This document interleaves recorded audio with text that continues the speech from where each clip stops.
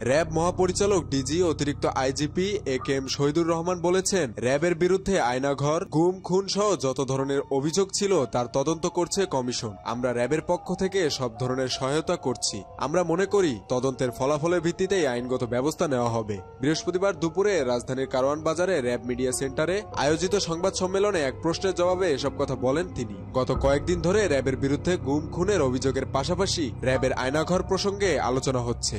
এ ব্যাপারে র্যাবের বক্তব্য কি জানতে চাইলে তিনি বলেন, র্যাবে আয়নাঘর ছিল, আছে, সেটা সেভাবেই রাখা হয়েছে। গুম, খুন কমিশন নির্দেশ দিয়েছে আয়নাঘর সহ যা যে অবস্থায় আছে সেভাবেই রাখার জন্য। আমরা কোনো পরিবর্ধন করিনি। যা যে অবস্থায় ছিল সে অবস্থাতেই রাখা হয়েছে।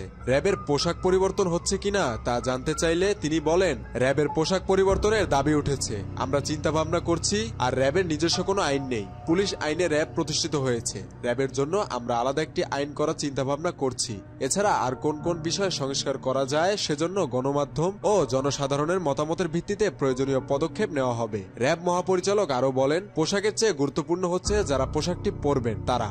আমরা প্রতিদিন ইউনিফর্ম পরি। আপনারা প্রতিদিন প্যান্ট, শার্ট, স্যুট, পায়জামা, পাঞ্জাবি সহ বিভিন্ন পোশাক পরেন। একজন ভালো ব্যক্তি যে পোশাকই পরেন না কেন আমরা ভালো জিনিসে পাবো, কিন্তু একজন খারাপ ব্যক্তি যে পোশাকই পরেন না কেন আমরা ভালো জিনিস কিন্তু পাবো না। এখানে পোশাকের চাইতে গুরুত্বপূর্ণ হচ্ছে ব্যক্তির মানসিকতা। এরপরও আমরা র্যাবের পোশাক পরিবর্তনের বিষয়টি বিবেচনায় রেখেছি।